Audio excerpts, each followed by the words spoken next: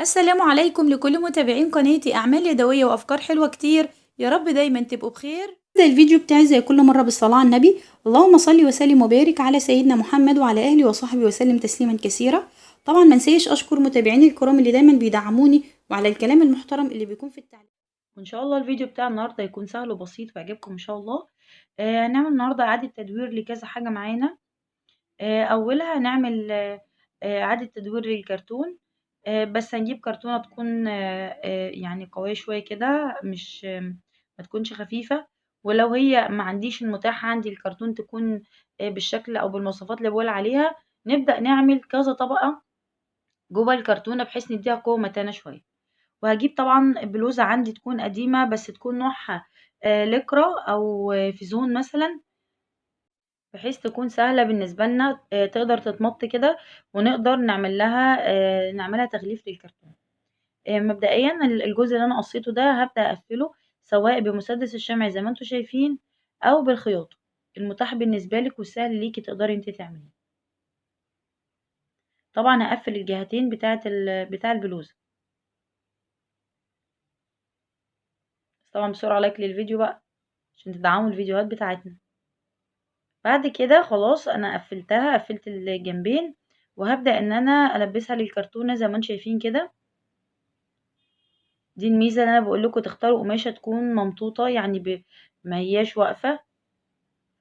وبعد كده هاحاول إن أنا أثبّت بقى الجوانب بتاعتها، لإن هي أكيد هتكون مش مرمية كده على الكرتونة بحيث إنها تبقى متثبّتة كويس.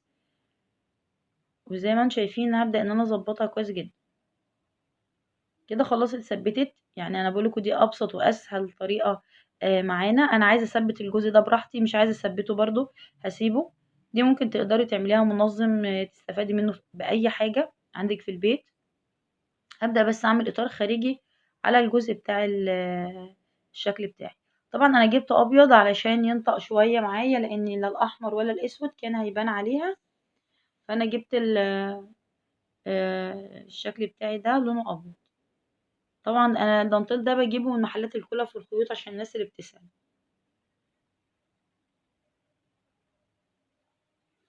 هاعملها طبعًا إيه داير ما يدور ال الشكل بتاعي. وفيونكة صغيرة أو وردة أو أي حاجة عايزة تسيبيها كده براحتك برضه، المتاح ليكِ. دي أول فكرة سهلة خالص وبسيطة جدًا. بعد كده الفكرة التانية ده برواز قديم خالص يعني ما كانش مش مستفادة منه بحاجة. أنا جِبته طبعًا وفضّيت وكان طبعًا في غلاف من الإزاز كده أنا شيلته، وإن شاء الله انتظروا هنعمل بيه حاجة في الفيديوهات اللي جاية. هابدأ أعمل إيه، هابدأ أجيب شرايح من القماش بتاع الجوخ، طبعًا ده استخدامنا الأساسي في الفيديوهات كتير أوي. هابدأ أجيب شرايح كده مثلًا على حسب ما أنتِ عايزة المساحة، لإن أنا هاعملها زي جيوب على البرواز.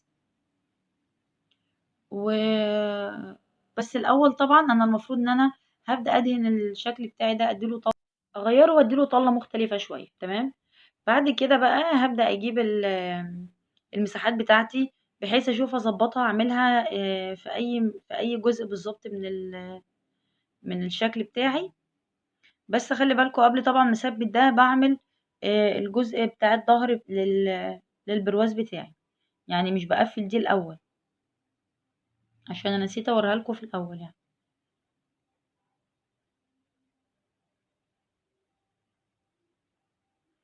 زي ما أنتم شايفين كده أنا طبعًا قصّيت جزء للضهر بتاع البرواز، وهابدأ أثبّته الأول لإن هو ده أساسي معايا. ده طبعًا هاعمله منظّم برضه، تحطّي فيه على حسب احتياجاتِك اللي أنتِ عايزاها برضه. إحنا يعني باعلّمِك التقنية وباقول لِك الشكل وأنتِ ابدئي نفّذيها على حسب احتياجاتِك أنتِ.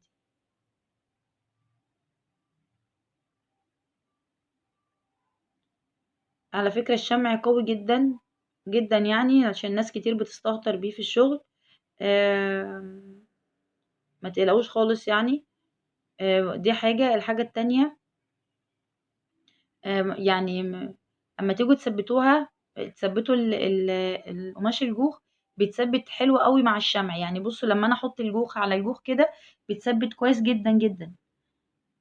يعني ما بيبقى صعب حتى أنتِ أمّا تيجي تفُكّيه عن بعضه ممكن يتقطع. فما تقلقيش خالص خالص من استخدامه. انا هبدأ اعمل بقى زي جيوب، هعمل 3 جيوب او 4 على حسب المساحة اللي انت عايزاها. فانا تقريبا عملت 3 جيوب في الشكل بتاعي.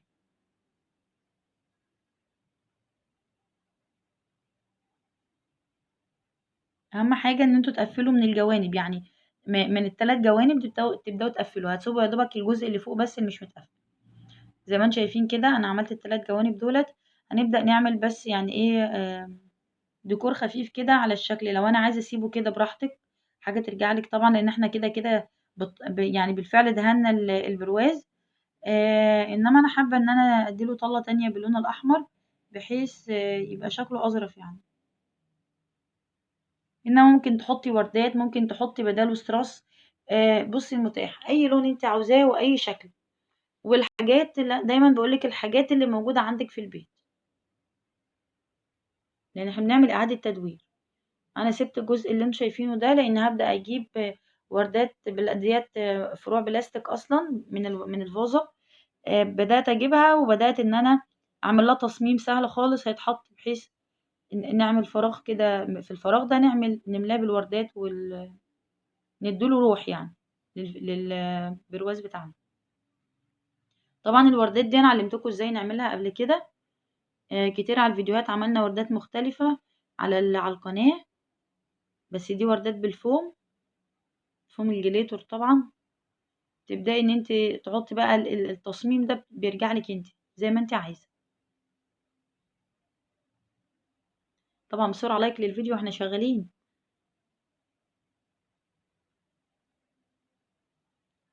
تمام، هبدأ احط يعني. بصوا بقى انا ببدأ انا يعني اجيب اي حاجة آه، ادي بيها بس لون على الشكل بتاعي. تمام، هبدأ احط بيها بقى اي اشكال انا عايزاها بقى. المتاح بالنسبة لي احطه قدامي على المكتب اللي بشتغل عليه مثلا. الحاجات اللي انا بحتاجها على طول هبدأ احطها، يعني استخدامي ليها يعني. عايزة تحطيه في المطبخ ديكور، حطي فيه الحاجات احتياجات في المطبخ مثلا. عايزة تحطيه على جنب التسريحة. اي حاجة بقى متاحة ليكم تبدأوا ان انتوا تعملوا افكار يعني غير مكلفة بالمرة وسهلة. وعلى فكرة ممكن القماش ده طبعا ابدله بحاجة تانية، يعني مش شرط ان انا احط قماش جوخ، لا انا ممكن استخدم اي نوع قماش، ستان. آم، مثلا ممكن يكون عندي طرح قديمة، بواقي قماش، اي حاجة اي حاجة المتاح عندك والمتوفر عندك ابدأي ان انت حطيه. بعد كده بقى دي فكرة سهلة جدا برضو. ده عبارة عن هو مش يعني مش حبل بتاع الغسيل، بس انا ناسية اسمه، نوع الحبل ايه، وحبل ناشف شوية كده. جايباه من محلات الخردوات برضو. ببدأ اعمله. انا جبت اسطوانة معايا، وهبدأ اعمله دوران كده مع الاسطوانة، يعني مع تدويرة الاسطوانة هبدأ اعمله معاه. طبعا بتثبيتة من الشمع مع لفة من الحبل بتاعي. ممكن استخدم خيط المكرمية، وده انا استخدمته قبل كده، يعني في بدائل كتير انا بديها لك. ممكن تستخدمي برضو الحبل بتاع الغسيل اللي بيبقى بلاستيك، المتاح ليكي خالص ابدأي استخدميه. المهم الفكرة توصل لك. ممكن نعمل كذا فكرة من الموضوع ده. ممكن اعملها تبقى مثلا زي مشاية صغيرة كده، كل ما اكبر الدورية كل ما يطلع لي الشكل يبقى يظهر. مشاية تتحط قدام الباب مثلا، او في البلكونة، يعني اي حاجة من الحاجات ديت ممكن استخدمها. هو مش هقول مفرش صغير، او حاجة تتحط كده، تتحط عليها الفازة او يتحط عليها كوباية الشاي، او ايا كان بقى انتوا هتشوفوها بعد ما تخلص تبقى شكلها ظريف. طبعا الدلايات دي انا عملتها معاكم برضو قبل كده، عرفتكم الطريقة. وعلى فكرة برضو تتباع جاهزة، بدل ما تعمليها بالخيط دوت اللي فيها كده، برضو بتتباع جاهزة. طبعا لما لقيتش اللون الازرق او الزهري كان خلص معايا، فلقيت اقرب حاجة ممكن اعملها معايا في الالوان كان اللون الاخضر. طبعا زي ما انتم شايفين كده، انا حطيت الفازة دي انا عاملاها في الفيديوهات اللي فاتت كان فن الكولاج وان شاء الله اعمل لكم منه افكار تانية جديدة باذن الله، لان كذا حد طلبها. بصوا ديت طبعا اللي احنا كنا عاملينها قبل كده معانا. كان عبارة عن طبق عادي من الفوم، وبدأنا ان احنا نغلفه. بس انا هبدأ استغله دلوقتي استغلال تاني. طبعا كنت عاملاها قبل كده الجزئية دي، فانا بدأت اجيبها وبدأت اجيب زي ما انتم شايفين كده الكرتون اللي بيبقى باقي مثلا من الفويل او المناديل او حاجات كتيرة أوي بيبقى موجود فيها الكرتون ده، وقصيته زي ما انتم شايفين بمقاسات متساوية، وبدأت ان انا احطه في قلب الطبق زي ما انتم شايفين كده بالشكل ده. ممكن نختار بدل طبق الفوم ممكن برضو تبقى علبة مربعة، مش شرط تبقى مدورة. تمام. هبدأ بقى اثبتها كويس خالص بحيث ما تتحركش معايا. بعد كده هجيب القطعة من القماش بتاع الجوخ، وهبدأ ان انا اغلف بيها الشكل اللي قدامي بحيث اعمله منظم للاكسسوارات. افكار سهلة وبسيطة جدا، وإعادة تدوير لحاجات احنا هنرميها من البيت. اتمنى ان هي تكون عجبتكم، واتمنى الناس الجديدة اللي اول مرة تزور قناتي بسرعة اشتراك على القناة وسبسكرايب. ما تنسوش تفعلوا رمز الجرس عشان يوصلكم كل جديد فيديوهاتي. طبعا لايك وشير للفيديو. شكرا ليك.